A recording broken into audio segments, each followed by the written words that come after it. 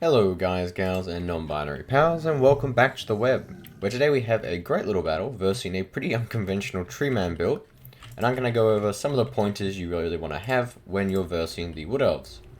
So firstly, for our build, we brought, four swords with spears, because you really just need them for their high health. They're shielded, and they've got good anti-large, so they're great against a lot of cavalry the Wood Elves will bring out, and also tree men, which they've brought 3 of, including Durthu here. For a little bit of extra gold, we have some cohorts with javelins. They do well against large enemies because they can get a lot of javelins in. Low ammunition, but cheap as well, and they've also got great point capturing ability. But watch out, they will get absolutely crumped by a lot of their cavalry. Then we have Kobold and Spear Riders, who I think I forget about, and they sit at the point, but we don't really need them. And the real kind of MVP of this match is 2 Ancient Salamanders. Now these guys are absolutely fantastic against the Wood Elves. They have 160 range, which outranges basically everything but... oh, maybe it doesn't. Well, it's close enough. And it gives you a fantastic opportunity to do a great bit of damage, and they're also good against the Treemen. So he's got 3 Treemen walking down, and he's just got Glade Guard for days. Absolute tons of them. What? 1, 2, 3, 4, 5. Ooh, 6 Glade Guard. So it doesn't look like he's going to be contesting here, so we'll move those spears and cohorts down there, push there, and we really just want to get mass on the objective. Doesn't look like he's got a caster initially.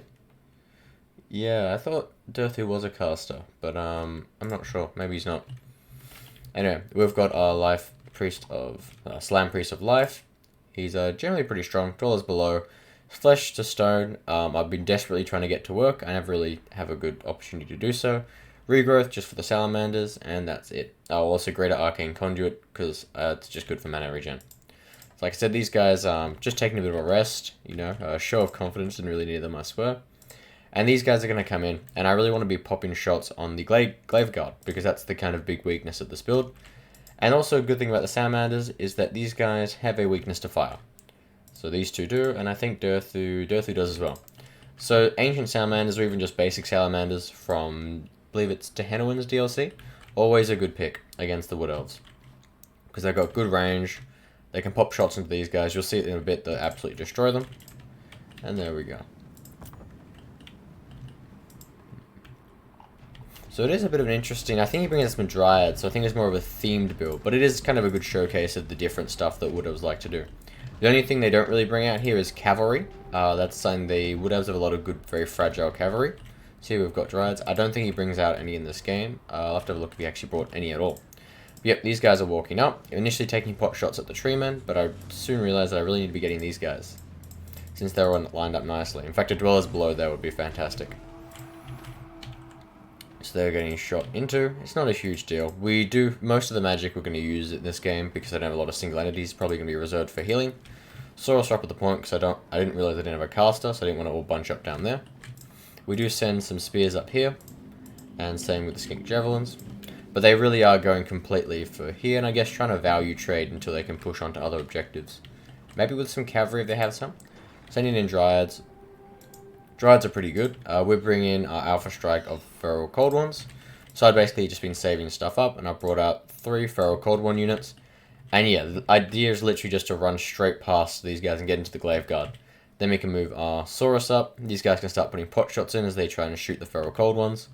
And we have a Cudgel Skink cohort, because I guess I just had 300 extra. See, this is what I mean by the counter shooting. This goes in. And yeah, it's good damage. Oh, look at that one. Jesus. Yep. So they're actually very... well, I found them to be quite strong. Only thing is, you've got to protect them from a lot of the cavalry that they like to bring. Especially there is... I forget what the Regiment of Renown's called, but there is a very, very strong... I'm not really shooting at skinks. They're really just there to take arrows. As much as it hurts me to kind of look at these guys get sent into the absolute meat grinder. But yeah, so we've got... so Feral Cold One's coming around. We got to get past Durthu. We don't want to be fighting him. Glaive Guard getting absolutely destroyed by Ancient Salamanders, but they've got to start firing at these guys because they don't have a strong enough front line. They're routing off. 3 of them routing already. Dryads kind of just waiting there. They probably don't want to be shot by the Ancient Salamander. Probably also a bit of micro issues. Oh, that's really bad play, to be honest. they're trying to run past. But like a Dwellers below there, or a Pit of Shades, would really put a lot of damage on the front line. But it doesn't really matter, because who's doing the actual damage at the moment? These guys are kind of just distracting. The real damage is coming from the Ancient Salamander. For the guys playing the Wood Elves, something that's really important to remember always is target. What are you targeting? Like, probably, if everything's bunched up here, you really want to be targeting or moving these guys back, pulling out some infantry, but you want to be getting something on these Ancient Salamanders to force me to push them back, because they can't fire while moving. They actually take quite a bit to kind of adjust. It's just the thing with hunting packs. Sending Way Watchers over here. So, oh, another thing, if you are playing the Wood Elves, if you can get these, shoot these guys enough, they will start routing. Not routing, sorry, they will rampage and go straight into these guys, which is kind of what happened here. So they're getting pretty good value. Ripid Actors coming around, they're going to go straight for the Waystalkers, but because these guys are back, they will get some counter shooting. These guys taking the point, they're moving up here to try and push them off. Nothing's happening up here. We are using the Saurus Spears because they are so tanky, and a lot of these guys can't fire while moving. They're just going to go smash up against this. Oh, and we found the anti-large cav that was sitting in our backline. And now we have the Saurus Scar Veteran. Big mistake by me is sending so many units into here. It's really not needed. We just need to keep them tied in place off the point. And the Salamanders are getting good shots in, but it might be worth just to send one of them up here and just keep shooting into these guys, since they're the real damage of the build. These guys are kind of just here to tank, and they will grind quite well into Feral Cold ones. So they're not an expensive unit, but I did some like 2 of the 3 are here, I think. Maybe it's 3 of the 3. Oh, don't know where that other one went. Oh, there it is. Got scared off. So we've got Javelins coming in just to put some more fire in. Here, these guys are getting shot into. Throwing spears. Thing is, you want to be careful. I was pretty confident we got a triple cap. We're getting a nice value trade. But don't do this, right? Because these 2 units will get absolutely routed off if they bring out Vanguard Cavalry. Even the really cheap cavalry will go very well, and they can also get shooting from the Way Watchers. But up here, things are not going well. Like, yep, we got that Ancient Salamander shooting in here now. A lot of Glaive Guard, but the Way Watchers are shooting in quite nicely. They're very tough. 190 range as well. We've still got this blob going. See, this is why you really don't want so many units, because the Salamanders are hitting quite a few other things. We're just getting stuff routed. It's not really an effective use of cost, apart from bunching them up. This is really where you would want a Life Caster. You could just pop a Dwellers below. It would hurt your guys, sure. Or even really, if they have the micro, they could just kind of walk out this way, because they do have the Dryads mainly, so they'll push quite easily past those. Pretty lucky here, no real snipe attempts because they're so pushed back. But that's another thing you got to be careful with, especially if you're bringing a Slan. If it's this, can't remember what the Legendary Lord's called, the 2 sisters on the dragon. They're all on the, I think they can ride an eagle as well. They can just pop around, they can start popping shots in, and there's really... They can kite quite easy with this, they can fire while moving, so they can really push you back if you don't have Ripidactyls. Or even better, the Colossodon Hunters, the Regiment of Renown Ripidactyl Riders with anti-large. They're always a good pick. I didn't bring them this time because I was going for... Well, a lot of the cost went into these guys, they're 1,000 gold each. Durthu, oh no, it's not Durthu.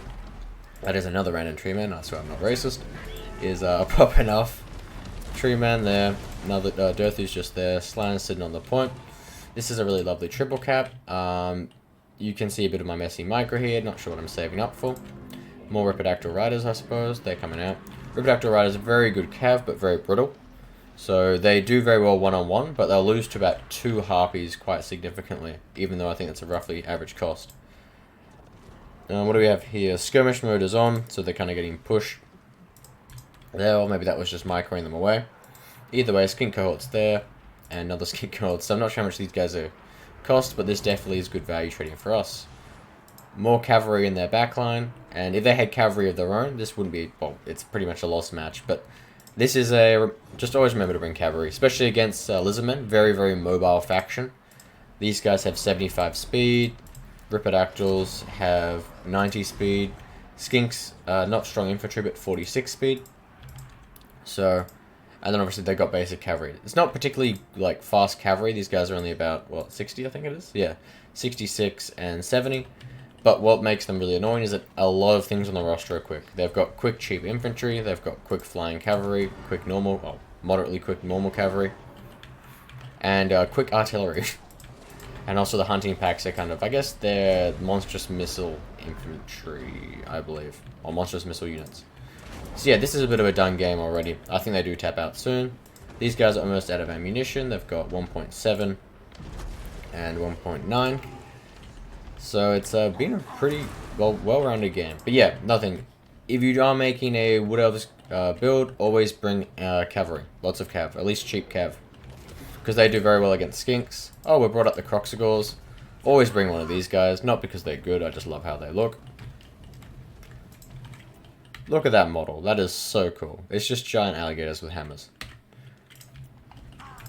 What else? We're resummoning these feral cold ones, but like I said, this game is pretty much over. But yeah, that's just kind of the... always remember, bring your cavalry. You'll always need it, really. Now you got feral cold ones and spears on there to get those dryads off. These guys are all out of ammunition. Probably would be better if you want to go real meta about it. Probably wasn't taking this too seriously, but do desummon them because they're basically not hurt at all. Earn themselves some good chevrons, and that's the end of the game. Cool, so let's have a look. Don't know whether Slan got any kind of... Was he in combat? Did he go after Dwellers below? Oh, he must have earlier, yeah. I think I did some on the archers. These guys got pretty terrible value. Not surprising they won't actually do anything for most of the match. These guys just got shot, but that's their job. Well, apart from these two. And we got the Javelins, got good value whenever they shoot into... I think there's Dearth and the Tree Man. So always remember that. They actually can pay for themselves quite nicely to get all three sets of Javelins in. And yeah, they're really just there to absorb damage and kind of put target pressure. So the person's wondering, well, what am I shooting? These guys can shoot back. They're getting closer. And these guys did all the damage. Let's be real. What? 1.9 basically. And, ooh, rank 3 on one summon.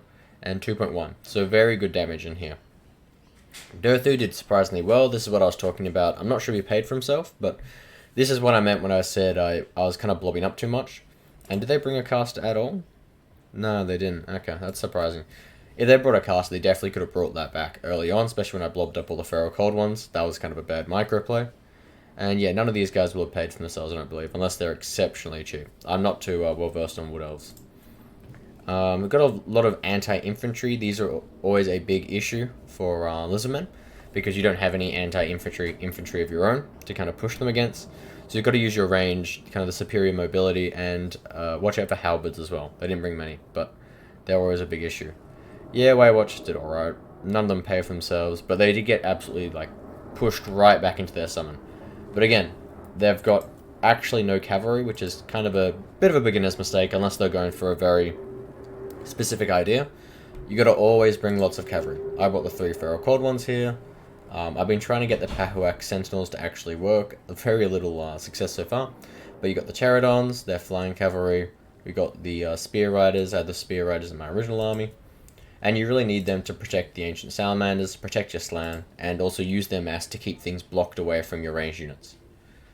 And that's why I brought, yeah, what, 1, 2, 3, 4, 5, 6, 7. Brought 7 different units of cavalry. All different kinds. Croxigor, very cool though. Always bring a Croxigor, guys. It's good luck, surely. I don't know. Thanks for watching.